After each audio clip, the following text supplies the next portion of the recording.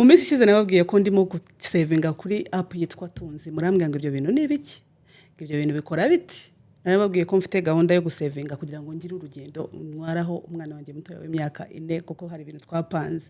Ndashaka kugira ngo uyu munsi musobanukirwe ibi bintu byitwa Tunzi uko bikora. Rero ndi kumwe n'umuntu muri studio ugiye kudusobanurira birushijeho. Banzo twibwire mbere yuko nkata ibibazo. Mazina yanjye banyita Rudacogora Alexandre. Ego. Nkaba nkorera Tunzi mu bijyanye na customer success. So ibibazo byose ntabwo ngo nabisubiza ikenewe byose. Mbere yuko umuntu yenda yumva ibirushijeho ndashaka kugira ngo dusobanurire ese ino Tunzi ikomoka ku kihe gitekerezo umuntu wayitekereje kugira ngo ayishireho byatewe n'iki?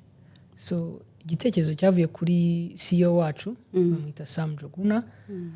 Yakoraga mu bintu bya tech ariko mu kugenzura asanga abantu yenda ntabwo ngo badakora amafaranga menshi, bafite imbogamizi cyane. Umva nibo bantu ba mbere baspending amafaranga ariko nibo bantu ba mbere batagira amafaranga basigarana.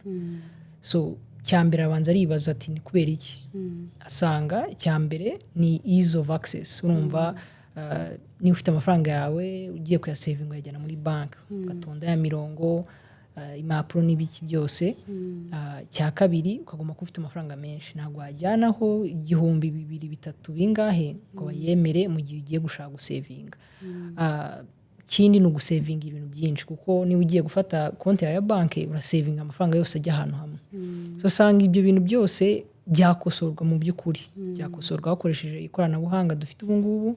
Batangira kubyigaho ba creating application. Ubu ngubu bamaze kugeza ku 200,000 by'abakiriya. Ubu ngubu natwe mu Rwanda tugezemo 20,000. So byaje mu Rwanda gutyo with the same issue tubona muri Afrika. Turayizana tubona iri kugenda ifasha abantu. Numva 20,000 mu mwaka ni abantu benshi. Ikibazo cya mbere umuntu ahita yibaza gikomeye, ese ibintu mu Rwanda nyango babizi ko tubyita inzanduka. Yego. Inzaduka zije. Yego. Ni gute twakwizera ko aba bantu aya mafaranga tugiye kubaha tugiye kubashiriraho umunsi umwe tutazagera gutya twababura? So icyambere navuga ngo turi authorized na CMA. So tatwemera gukora na CMA. Wadusobanura CMA cyari yo cyo kugira ngo umuntu ushaka kuba arimo kumva utazi icyo CMA ishinzwe nawe agire ubwo bumenyi. Yego. So CMA mu magambo ntabwo ngarambuye ni Capital Market Authority y'u Rwanda. Ubu ni kibigenzura ni ibigo ntabwo ngo bicuruza amafaranga Kinyarwanda ariko nabyita. Izo zose mwumva zicuruza ubundi zigwa izo investment funds zicungwa na CMA. Nkuko banki zisanzwe zicungwa na Beneri bo bacunga abo ngabo bagenda kugwa iyo investment. So mu kintu cyambere kidufasha nuko iyo bariho ba regulating ukuntu tuza gukora. Cyambere bakadusaba custodian. So custodian muduhuza. Custodian mu magambo y'Ikinyarwanda ni iki? Ni umuntu wakira amafaranga. Yego. Urumva twebwe na konti ya banki cyangwa iki twafata amafaranga yawe mu gihe ugiye kuyadepoza hagomba ko ari umuntu urimo hagati yacu n'ugiye kuyacuruza kugwa ya nyungu yawe. So umuntu arabanza akakira amafaranga akabona kuyajyana kuri wa wundi ugiye kugwa ya nyungu yawe. So wongo akakanya akaba ari banki ya Kigali niwe custodian and then kwa dufite fund manager wa wundi twungukira akaba ari BK Capital. Birumvikana ko banki ya Kigali imaze imyaka myinshi cyane mu Rwanda ikora n'ibyizewe. Ubwo mufite igipapuro mufite iki cyerekana ko so dufite izo authorization wifujenda nk'amakuru yandi menshi ubundi wandikira CMA cyangwa se ukavugisha BK Capital baragusobanura nta kibazo. Mu bintu twigeze kugira nagize ikiganiro mbwira abantu kubi bintu bya Tunzi ari kuri TikTok na Facebook yanjye. Mbona abantu barimo kwibaza ese iyi app iboneka mu Kinyarwanda no mu zindi ndimi cyangwa bimeze bite? So aka kanya iboneka mu Kinyarwanda no mu Cyongereza nubwo dushaka expanding tugashira mu Gifaransa ariko the demand nago iraba nyinshi ku buryo byakenerwa. Akenshi mu Rwanda yatavuga Igifaransa Kinyarwanda avuga Icyongereza. So either way twafashe the largest amount mu gihe tuzabona abakiriya bakeneye nk'Igifaransa tuzacyadinga nta kibazo. Alex, numva igitekerezo kabisa cy'uwo CEO wanyu yagize, naragikunze ngewe, niyo mpamvu natangiye gusevinga namwe ngira ngo amezi 3 ashize. Ahubwo ndashaka kugira ngo nibaze ikibazo kimwe tujya twibaza. Aba bantu batarimo kwinjiza amafaranga menshi cyane bagizwe ngira ngo urebye na 80% y'abantu batuye muri Afrika, ariko ugasanga siko bose bafite amahirwe cyangwa n'ubushobozi bwo kugira nuza amatelefoni yo twakwita ama smartphone. Ese ni ibiki murimo gukora ubu ngubu kugira ngo naba bantu mwatekereje nyiri ino app yatekereje kugira ngo bagerweho? Ese mujya mugira ama campaigns yo kubasanga abo bantu? Ese mubasanze n'ubundi badafite ayo matelefoni bikora bite kugira ngo nabo bagire aya mahirwe twese turimo kugiraho bafite ama smartphones? So icyambere again mu gihe twatekereje kuzana ubwo buryo bwa online, twabanje gutekereza app, kuko app biba byoroshye, biba biri very easy, ubundi tukabara noneho abantu basigaye niba abandi bakoresha ntabwo ngo gatushe niko nabyita, abo ngabo bo biba a bit difficult regulating n'iki igomba gukorana n'itumanaho nka za MTN, Airtel. So ibyo ngibyo byo bisaba ntabwo ngo a bit long process, ariko turi kubyigaho. Turabizi ko majority y'abantu batuye mu Rwanda bakoresha ubundi telefone ntoya, so no kugira ngo nawe tubafashe. Umva niba the best thing twe dukora ari umuntu ufite n'igice cya 50 twayakira tukamufasha gusavinga, urumva n'uwo muntu ufite ako telefone yakabaye afite ayo mahirwe.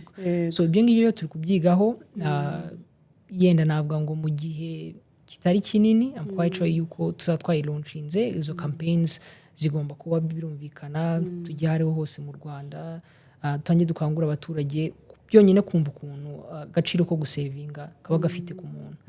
Muri icyo gihe nibwo twabikora, bikaba ntabwo ngo ari ibintu numva ngubu tubikora online, niba ari ahantu tugiye ntabwo bari henshi, ariko by then dufite access yo kuba twagenda mu gihugu hose tukakwereka niba ufite telefone ya smartphone tukagushamo application tukakwereka ikuntu ikora, niba ufitemo telefone ntoya nabyo tukabikwereka.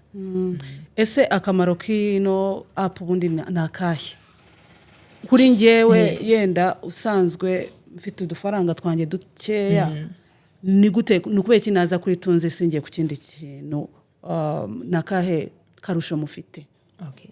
So ni byinshi, yenda duhere ku cyambere. Biroroshye.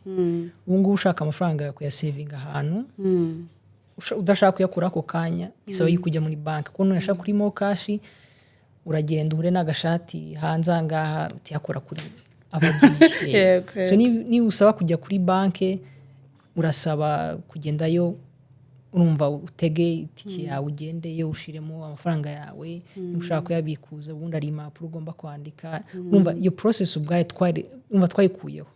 Ufata telefone yawe ukayidownloadinga ugashami nabwo ngo mwirondoro wawe nako kanya winjiye, ubasha kubitsa ukabikuza igihe cyose wifuza. Na bya weekend tubara twebwe na holidays twebwe iba ni 24 hours ikora. Icyo ni ikintu cya mbere.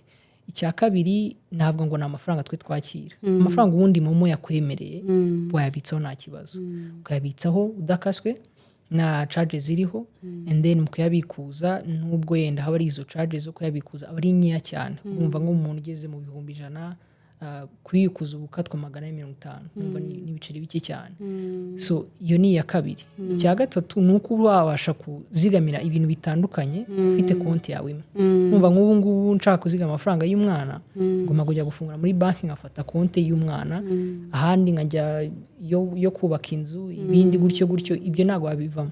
Twebwe tugwa endless options, ukagenda muri application akabona ati ya nego yanjye y'abana yo gukora ibintu by'inzu, business yanjye gutyo ugafungura izo ushaka zose, there's no limit. N'ubyo n'icyo kindi.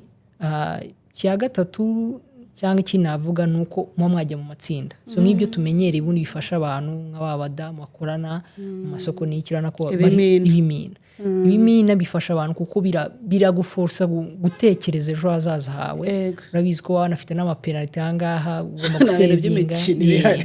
So icyo ngicyo cyo gifasha abantu kuko ubuzi ko nta hantu wacikira nuba mwasevinze muri mu rugo iwanyu, baba bazi ukuntu wakira amafaranga yabazi ukuntu umushahara wawe umeze so ugomba gusevinga wabyanga wabikunda nyuma mubiziranye bavuga ati ngomba kuzasevinga 30 ku cyumweru ukayasevinga ni itegeko utaba ugiye kuyasevinga twe ntago tuguhana kuko byose tuba bitureba ariko at the very least mubiganiraho bakamenya impamvu utayasevinze babona ayinjiye mu gihe mugiye kuyabikuza muravugana mugatanga approval buri wese wasevinza aba yemerewe gutanga iyo approval cyangwa akabyanga mu gihe urumva yenda mugiye kuyakoresha ibindi bintu mutavuganye neza so ntabwo ngo ni ibyo ngibyo urumva byose biri wrapped in one small app ntabwo ibiremereye kuidownloadinga n'amasegonda so your ease of use ikintu cya mbere twatekerejeho kugira ngo umuntu wese imufashe nibigoye kuyikoresha ntabwo ari ibintu bisaba ngo warabyize se cyangwa bisobanukirwe cyane oya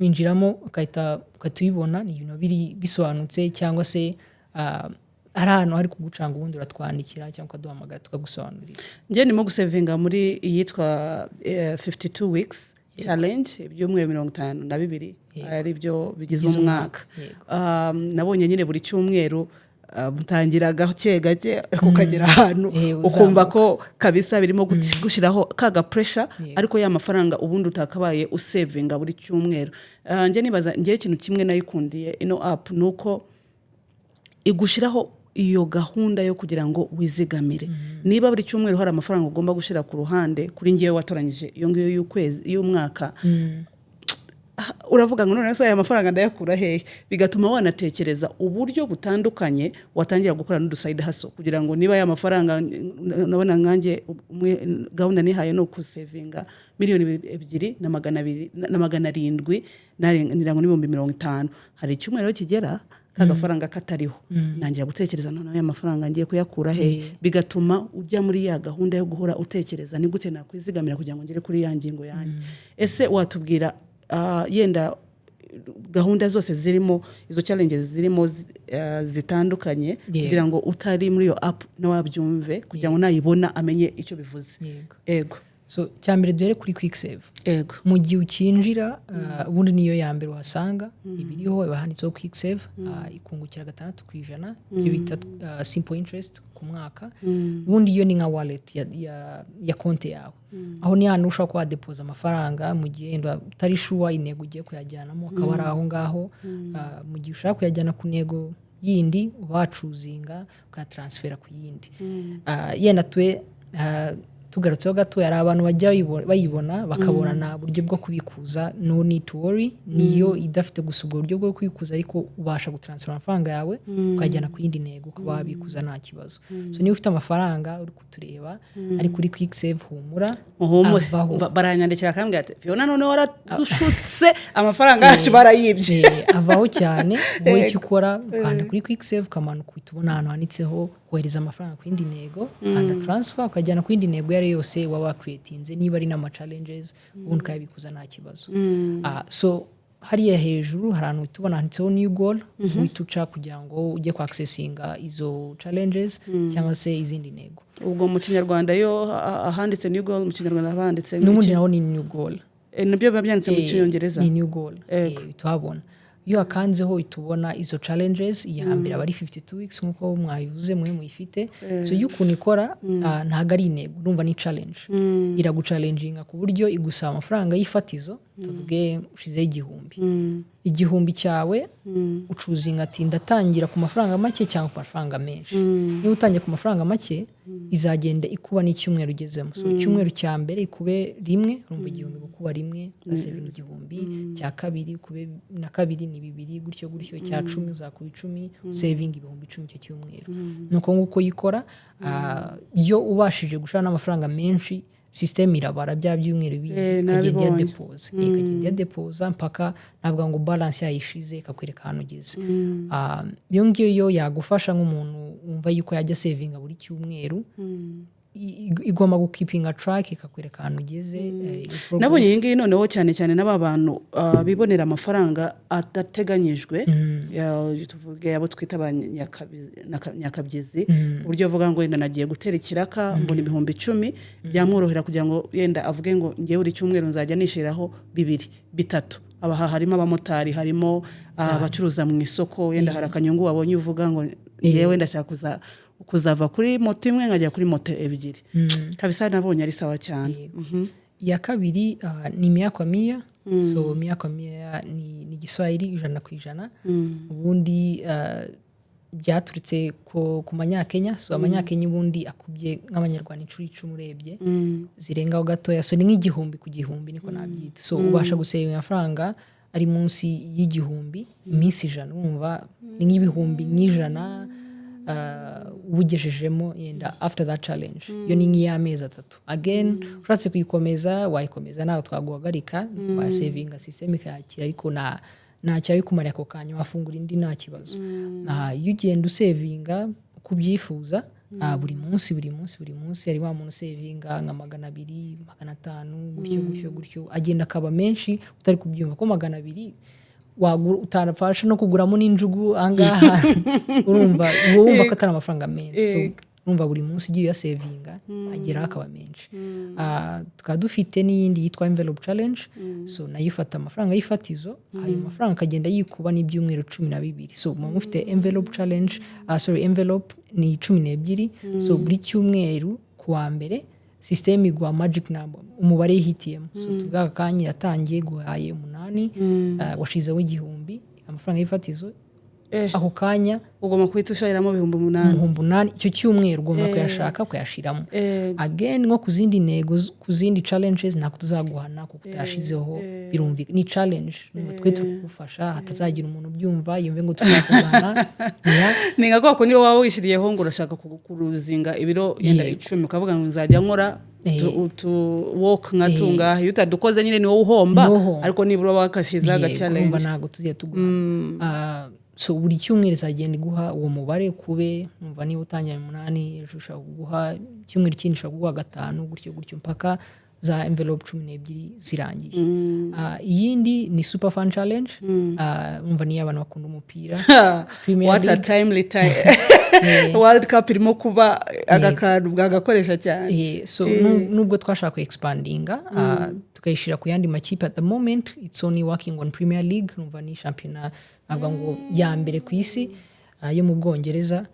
Ugacuzinga tuvugenda nka Arsenal ukavuga ati Arsenal nizagitsinda ngenza yanizigamira amafaranga runaka, nizagitsindwa nzanzigama runaka, ninganya gutyo. Urumva muri football haba harimo options 3 za results. So buri gihe twege iyo match ibaye na system ibiri updated itukwereka results kavuga ati Arsenal yatsinze wazigama amafaranga ubundi katiyazigama. None se watsinzwe n'ubundi wababaye kuko akenshi philosophy yajeho nuko abantu iyo bakunda ikipe yabo ntabwo bumva yuko yatsindwa. So ni nka day uravuga ati nakunda ikipe yanjye yatsinda, nakunda Real Madrid yatsindwa na Osasuna akavuga ati oya nitsindwa nzashiraho 3 nta kibazo kuko bumva ati yuko itapfa gutsinda ka saving. Again ntago twaguhatira turagukangurira. Yindi ni Tunzi Vault niyo dufite nini akakanya ikungukira 10.25% umwaka.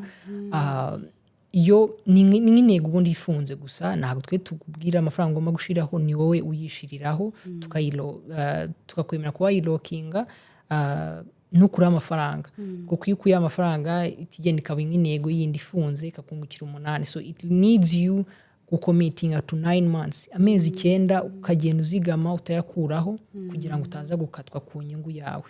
So izindi challenge zose mwumvise tuvuga zikungukira 8%, yo ikakungukira 10.25%. Izo zose mwumvise zindi z'ama challenge zisaba commitment y'amezi 3. So urindira amezi 3 atangiye gusevinga kugira ngo ubone ya nyungu yawe iri fully tutayikata.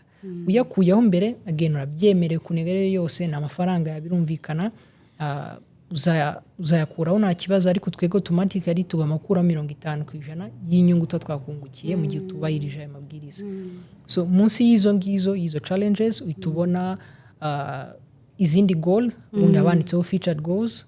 Izo nego zose ubundi kumanuka izabona zanditseho emergency, business, land, vocation. Ntabwo ngo nacyo zazivuze in terms of the way zanditseho kuko iyo kanzemo iyo ari yose yaba ari business yaba ari emergency uzasangamo intego ebyiri. Intego isanzwe yandi kungukira 6% cyangwa se intego ifunze kungukira 8%. Intego isanzwe izajya kwemera kubikuza ukabana kuraho n'inyungu yawe igera icyo cyose wifuza.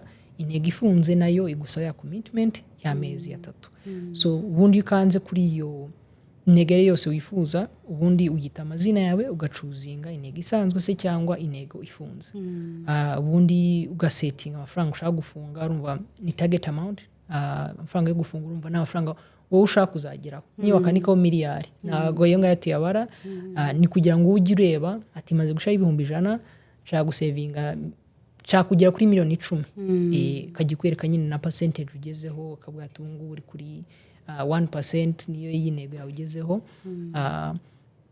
and then ko bashobora reminder umunsi ugiye kurangiza ubundi hari ahantu banditseho kukibutsa ubundi ukaba niyibutse kakubwira ati ushaka kuzajya wibutswa buri munsi buri cyumweru buri kwezi gutyo ubundi ukabisetinga mu gihe wabyemeye muri settings za notifications ya application ubundi receiving izo notification ikazi kakwereka ati wa saving amafaranga ngahe kuri ya ntego runaka wihaye nuko nguko so iyo umaze kwisetinga washa kujya kuri dashboard hariya ugifungura application ubona ubundi ka accessinga intego yawe uyikandaho ukareba amakuru ukareba ibyakozweho transaction urumva ni nka bank statement ukareba ukuntu amafaranga yawe yagiye uyabikuza and then ukaba wanabikuza hasi urumva hasi haba hari option hari umutuku wanditseho kubikuza mu cyongereza banditseho withdraw ugakandaho ukandika amafaranga wifuza kuyikuza ukabahita uyakuraho nta kibazo bahita gushaka kuri telefone yawe isanzwe nimero ya telefone ni kuri ya telefone urumva ya nimero ya momo aba yavuyeho ntihahita ajyaho ariko bifata ntabwo ngo ni amasaha 48 niyo twandika ariko mu bundi in terms of on a normal weekly basis ni nka 24 hours ariko tuvuga 48 kugira ngo niba hari umuntu yakeneye byihutirwa atazagira ikibazo yego mu biganiro tujya tugira ahangaha cyane cyane abantu bakurikirana iby'ubukungu hafi bumvishe ko leta yatangaje binyuze muri banki nkuru y'u Rwanda ko ubu ikintu cyitwa inflation igeze kuri 13%. Ugasanga intego isanzwe yungukira 6. Ndashaka kugira ngo utubwire kuri icyo kintu impungenge uzitumare niba unyungukiye 6%, amafaranga yacu akaba yaratakaje agaciro kuri 13%, biteye bite kuri icyo kintu? So icyambere turabyumva biba binateye n'ikibazo inflation ibaye buri gihe ntago ari ibintu byiza birumvikana ku bukungu bw'igihugu cyangwa no ku bantu mu buzima busanzwe. Icyambere again ku muntu yene ufite amafaranga akanya uyabikije muri normal account uri kuluzinga umva amafaranga ya inflation izaba n'ubusanzwe kuri 13 ngo ni bariho turi kubarira ariko twebwe niyo wafashe na 6% there is nabwo ngo ari ahantu hato yenda tukukurira numva niba tugiye kugwa 6% 6 - 13 yenda ari 7% niyisigajemo niba ufashe 8% urana ko biri ku reducing ufite like 5% ya loss ku mafaranga yawe niba ufashe yatunze vote ku 10 n'ibice 25 inflation kuri wowe ibiri kubarwa nka 2 n'ibice 75 gutyo so mbere ubundi umva byarajustingaga mbere nk'umuntu wawe gufite amafaranga yo kuri unlocked goal cyangwa se ku ma challenges urumva byarahuraga ya 8% umuntu ashaka gufata tunzi vote we yarungukaga 2.something% hejuru so mu gihenda navuga ngo byonge bikajustinga bizongera ubundi bigaruke neza ariko no mu gihe bitabaye natwe yenda BK Capital ko ariyo iduha inyungu ishobora kubyajustinga ikaduha maybe a higher interest ibyo byose bizigwaho ariko byo turabyumva ni ikintu kiba kibangamiye abantu mu buzima busanzwe urabona ko ibiciro byose byarazamutse birakaze ariko ndabizi ko leta yacu binyuze muri banki nkuru barimo gukora uko bashoboye kose kugira ngo bino biciro bimanuke ariko ibintu bimwe muri ibi ngibi biba birenze n'igihugu ikintu byakora ndi kwibaza ko mu bihugu byose barimo guhura n'iki kibazo cya inflation ntabwo ari ikibazo kihariye cyane ku gihugu cyacu cyonyine. Bimwe mu bintu bajya bambaza ni ikintu cyo kuvuga ngo hari abantu b'abarundi bande bakurikira cyane cyangwa abanyarwanda bari hanze y'igihugu ese abo bantu hari ikintu murimo kubatekerezaho uburyo bashobora gukoresha ino app nekeje nka yindi y'ikimina urabona hari uburyo ushobora kuba utuye hanze y'igihugu ariko mufite umubyeyi yenda utuye mu Rwanda nibaza ko mushobora kugera nko mu Kimbina cyo kugira ngo musapotinge wa mubyeyi wanyu ako se niba uba hanze y'igihugu yenda ukaba ufite abantu bawe bari mu Rwanda ushaka gufasha ibi bintu mwakabaye mubitekerezaho hari ikintu mwabitekerejeho mwebwe yego so tumaze kubitekereza igihe nta nubwo navuga ngo ni gitoya ariko tuba restricted a bit icyambere nko kubibona igiye kwa download application ugakora sign up ukenera ya code USSD code kugira ngo ize kuri MTN so turi gushaka kubya adjusting yene ikaza kuri email yawe kugira ngo ize kuri SMS ikajya kuri email so nk'umuntu uri hanze akaba ya downloading akayikoresha nk'ubu umuntu uyikoresha ari hanze bisaba ngo abe yifunguje ari mu Rwanda and then nagera hanze abe yabikuza gusa bikuze kuri ya nimero ntago yabitsa kuko akeneye ya USSD code ya MTN kugira ngo ize ariko mu kubikuza yo no automatic usaba request amafaranga akava kuri banke ajya kuri ya momo so byo yabikora so turikushaka gukora ikintu cyo cyambere umuntu wese waburi hanze akajya accessinga cya kabiri tugahuza banke so ku buryo wahitushiramo card number yawe Visa card, Mastercard, AliExpress ibintu nk'ibyo ukahita ubasha gutransferinga amafaranga yawe ajya kuri Tunzi icyo gihe yenda twadjustinga the rates nyine niba avuye mu madolari amayero n'iki akahita ajya mu manyarwanda kuko kuinvestinga mu Rwanda ni itegeko ko amafaranga yose aba invested in Rwandese francs urumva mukamaka investinga mwese uri mu Rwanda uri muri Kenya uri muri Amerika mwese mukamwenda mwajya mu itsinda mukinvestinga nta kibazo so ibyo biri kwigwaho ndakeka turi gukora ama test at the moment turacyari ama test bisaba yuko tuganira n'abandi and then is going to be an approval by CMA igomba kubyumvikana byemera ibyo mu gihe byaje ubundi tuzabitangaza nko kuri social media zacu nko ku muntu download application agomba kubona buri na SMS mwereka new features zaje ibi ngibi nibi mwabigerageza ariko byo turi kubyigaho cyane Alex watubwiye ko mufite certificate icyemezo cyemereka ko mwemewe na CMA ko wabivuze ese icyo kintu umuntu agishaka yagikura hehe mugikura kuri website yacu biba bihari mubona mu bundi mu gihe mutifuza yenda kuvugisha CMA mu gihe mushaka ibintu biri direct ni muratwandikira yaba ari ku ma social media hose Instagram, TikTok, Facebook, YouTube. Social media zanyu zitwa gute muri kuzihe? Zose ni Tunzi app bose mutubonaho mu gihe mushaka kutwandikira kuri email mwandika kuri info@tunzi.money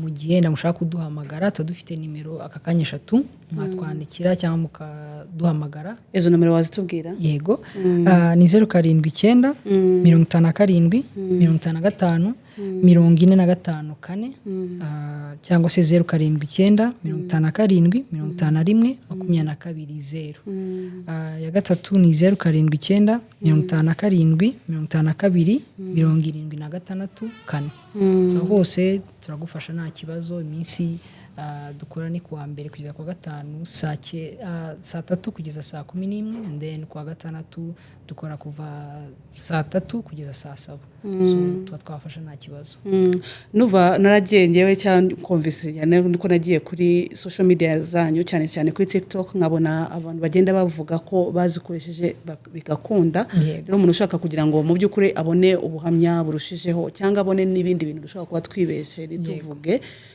byose yabisangaho ahangaho kuri social media zanyu umuntu wese ushaka kugira icyabaza mu gikari yewe yabandikira ariko nanjye mwanyandikira kuko ngewe ndayikoresha ibyo nzi nabibabwira ariko maze kumenyera ko mbazanira amakuru yizewe numva ari ubutaha mukomeze mutsinde.